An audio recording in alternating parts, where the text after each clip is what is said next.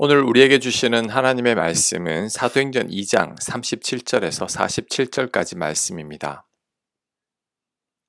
37절 그들이 이 말을 듣고 마음에 찔려 베드로와 다른 사도들에게 물어 이르되 형제들아 우리가 어찌할꼬 하거늘 베드로가 이르되 너희가 회개하여 각각 예수 그리스도의 이름으로 세례를 받고 죄 사함을 받으라 그리하면 성령을 선물로 받으리니 이 약속은 너희와 너희 자녀와 모든 먼데 사람 곧 주 우리 하나님이 얼마든지 부르시는 자들에게 하신 것이라 하고 또 여러 말로 확증하며 권하여 이르되 너희가 이 패역한 세대에서 구원을 받으라 하니 그 말을 받은 사람들은 세례를 받음에 이날의 신도의 수가 3천이나 더하더라.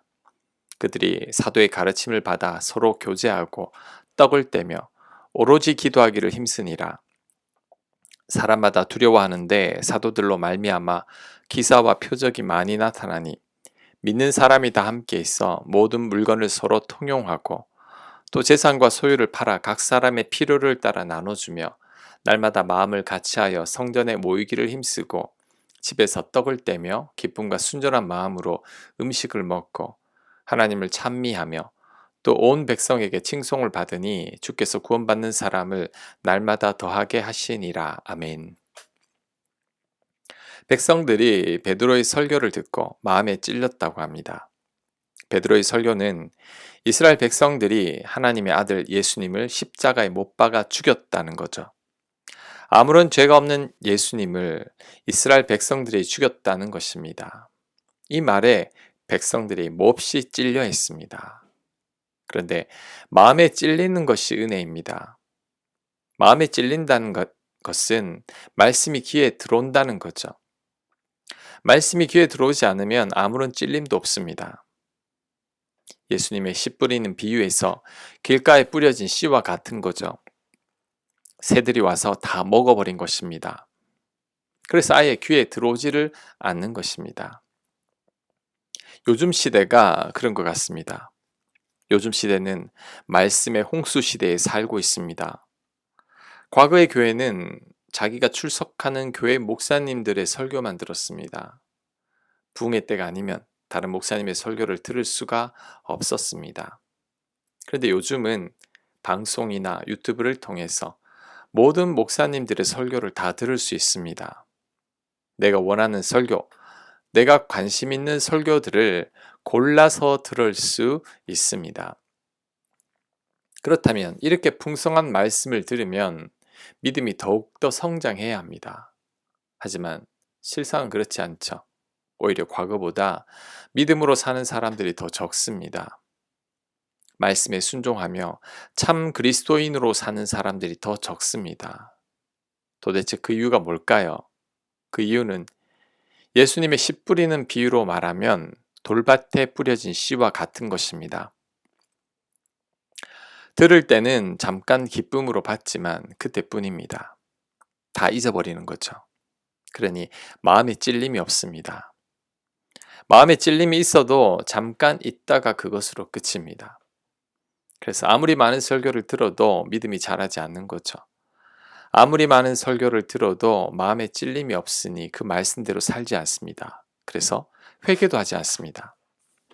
그러니 아무리 많은 설교를 들어도 소용이 없는 겁니다. 그리고 더 위험한 것은 말씀을 들어도 다 잊어버리고 마음에 찔림이 없으면 귀가 닫혀버립니다. 말씀을 들어도 회개하지 않았고 내 삶이 바뀌지도 않으니까 내 안에 죄가 차곡차곡 쌓이게 되죠. 그 죄로 인해 이제 더 이상 설교 말씀이 귀에 들어오지를 않는 겁니다. 이때는 그 어떤 설교를 들어도 감동이 없습니다. 이런 자들을 향한 경고의 말씀이 이사야서 6장 말씀입니다. 이사야 6장 9절 여호와께서 이르시되 가서 이 백성에게 이르기를 너희가 듣기는 들어도 깨닫지 못할 것이요 보기는 보아도 알지 못하리라. 무서운 말씀이죠. 이제는 아무리 말씀을 듣고 읽어도 깨닫지 못합니다. 이렇게 되면 영적인 공급이 막혀버린 거죠. 그러면 내 영혼은 날마다 메말라 가게 됩니다. 신앙생활의 기쁨이 없고 마지못해서 억지로 예배에 참석하게 되고 아무런 감동 없는 신앙생활을 하게 되는 거죠. 이것을 예수님은 이렇게 말씀하셨습니다. 마태복음 11장 16절입니다. 이 세대를 무엇으로 비유할까? 비유하건대 아이들이 장터에 앉아 제 동물을 불러 이르되 우리가 너희를 향하여 피리를 불어도 너희가 춤추지 않고 우리가 슬피 울어도 너희가 가슴을 치지 아니하였다 함과 같도다. 아멘. 즐겁게 피리를 불면 춤을 춰야 하고 누군가 슬피 울면 가슴을 쳐야 합니다. 그런데 이 세대는 아무런 감동이 없다고 합니다. 이 세대가 영적으로 무감각해져 있기 때문이죠. 감정이 메말라 버린 겁니다. 말씀을 듣고도 회개하지 않고 삶도 변화하지 않으니 양심에 화인 맞은 것 같아서 무감각한 사람이 되고 만 것입니다. 우리는 이렇게 되지 않아야 합니다. 이렇게 되지 않기 위해서는 마음에 찔림이 있을 때 진심으로 회개해야 합니다. 그리고 하나님 말씀에 순종해야 합니다. 마음에 찔림이 있는데도 회개하지 아니하고 말씀에 순종하지 않을 때 당장은 아무 일도 없을 것입니다. 그리고 회개하지 않고 말씀에 순종하지 않으니 사는 것도 쉽고 편할 겁니다. 하지만 나도 모르게 귀가 막히고 눈이 막혀버립니다. 아무리 들어도 깨닫지 못하고 아무리 보아도 보이지 않을 것입니다. 피리를 불어도 춤추지 않고 슬피 울어도 무감각한 사람이 되고 말 것입니다. 그러니 마음에 찔림이 있을 때 돌이켜야 합니다. 마음에 찔림이 있을 때 하나님 말씀대로 살아야 합니다. 그럴 때 하나님의 말씀이 계속해서 들리고 보이게 될 것입니다. 내 믿음도 나날이 성장하게 될 것입니다. 하나님의 은혜도 늘 내 안에 충만하게 될 것입니다. 자, 그 다음 47절에 온 백성에게 칭송을 받으니 주께서 구원받는 사람을 날마다 더하게 하셨다고 합니다. 구원받는 사람들이 날마다 늘어나게 된 비결은 백성들이 모든 백성들에게 칭송을 받았기 때문입니다. 믿는 사람들에게만 칭송을 받은 게 아닙니다. 모든 백성들에게 칭송을 받았습니다. 모든 백성들이 그리스도인들에게 호감을 가지고 칭찬을 했다는 것입니다. 그러니 교회로 몰려들 수밖에 없는 거죠. 특히 이때 당시 그리스도인들은 늘 함께 모여서 즐겁게 찬송하고 교제했습니다. 떡을 떼서 기쁨으로 함께 먹고 자신들의 물건을 서로 통용해서 나눠 사용했습니다. 이것, 내 것 할 것 없이 모두 나눠 쓰고 있었습니다. 기사와 표적도 많이 일어났습니다. 날마다 모여서 함께 기도하기를 힘썼죠. 그러니 백성들이 호감을 느끼지 않을 수 없는 거죠. 그리스도인들을 보면 기쁨과 사랑이 충만합니다. 그러니 함께 있고 싶어지는 거죠. 그래서 교회로 모여들게 되었고 예수님을 믿게 된 것입니다. 우리도 이런 모습을 가져야 합니다.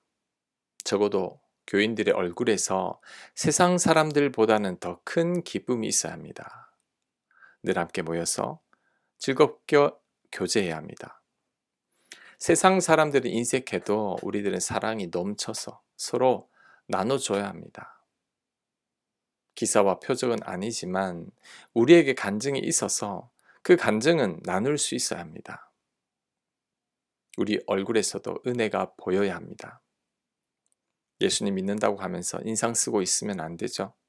얼굴에서 근심과 염려와 심술이 가득했어도 안 됩니다. 우리 얼굴에서 행복이 보이고 기쁨이 보이고 평안이 보여야 합니다. 그럴 때 안 믿는 자들이 우리를 보고 교회를 나오는 거죠. 우리들의 모습에서 은혜를 받고 특별히 전도하지 않아도 교회로 나오는 것입니다. 이것이 가장 바른 전도이죠. 전도지 돌린다고 전도가 되는 게 아닙니다. 총동원 전도주의를 지킨다고 전도가 되는 게 아닙니다. 총동원 전도주의라면 당일에 억지로 왔다가 다음 주일이 되면 안 나오는 경우가 대부분입니다. 그러니 가장 좋은 전도는 바로 우리들의 삶인 거죠.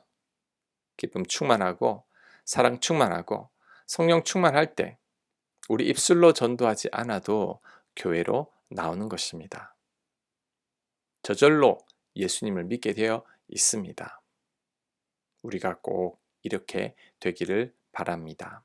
아멘. 묵상과 적용 질문입니다. 최근에 마음에 찔리는 말씀은 무엇이었습니까? 그 말씀에 찔린 후에 나는 회개를 하고 변했습니까?